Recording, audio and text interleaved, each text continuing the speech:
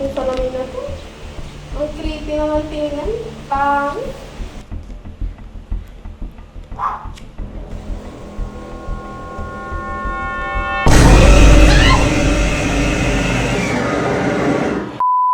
Yo! What's up mga kapatid natin?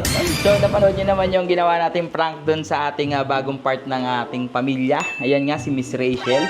So Rachel talaga yung pangalan niya. So ngayon guys, di ba pinaiyak natin siya nung isang araw? So ngayon, tatakutin naman natin siya. Pero guys, matatakutin talaga siya. Kasi nung isang beses dito sa labas, pag madilim na kasi dito sa area namin, doon sa labas, medyo nakakatakot talaga. Sabi niya, kuya, nakakatakot pala dito sa labas, matatakotin siya. So, naisip kong matatakotin siya. So, may sinetap ako dito, guys. So, inutusan ko pala siya, by the way, bumili ng dog food sa all day. So, habang wala siya, tignan niyo yung sinetap ko. So, hindi niya pa alam yan. So, may salamin, tapos may nakalagay sa salamin. Umalis muna kami. Yan, palinis ng salamin. And please, huwag gagalawin o alisin sa mesa. So, dyan lang dapat yan. Tapos guys, syempre, meron tayong maskara. Meron tayong malaking speaker. So guys, antayin na lang natin siya dumating. Mabilis-bilis lang naman yun. Diyan lang naman sa labasan yung all day. So, antayin na lang natin siya dumating. Yan, so guys, nandito tayo sa loob. Buwan tayo.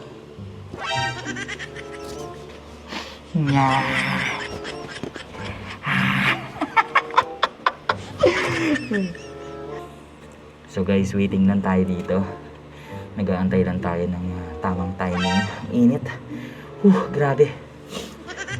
Grabe. Ang hirap ng prank na to. Pero nag-aantay lang tayo dito guys. Nag-aantay lang tayo ng tamang timing. Kasi kailangan pagdating niya, nandito na tayo. Testing natin kung umiilaw. Umiilaw. Good.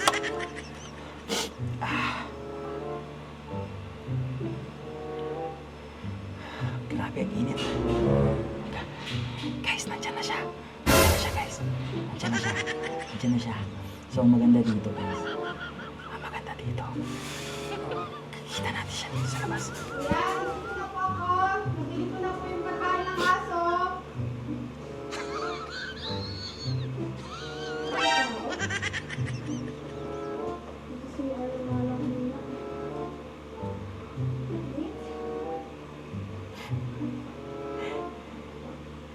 One eternity later. Kuya, pakainin ko na po ba yung aso?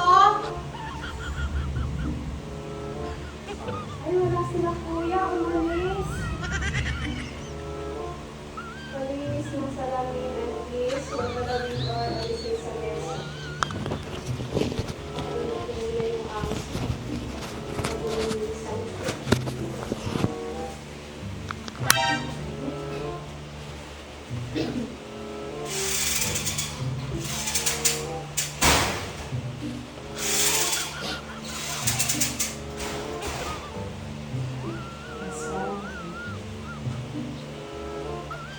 So guys, ang init dito. Sobrang init. Sobrang init dito. Ito naman itong salamin na to.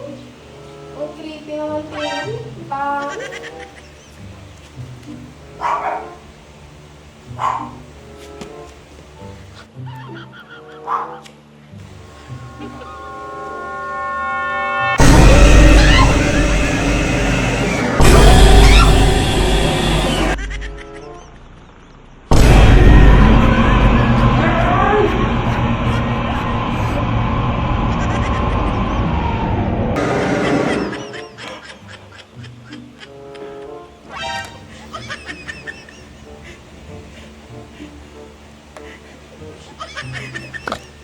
Trip siya.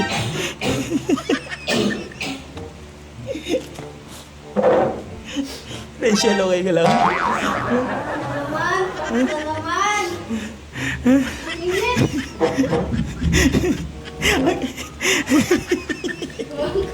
Kaya pala parang ang creepy sa pakiramdam ng salamin.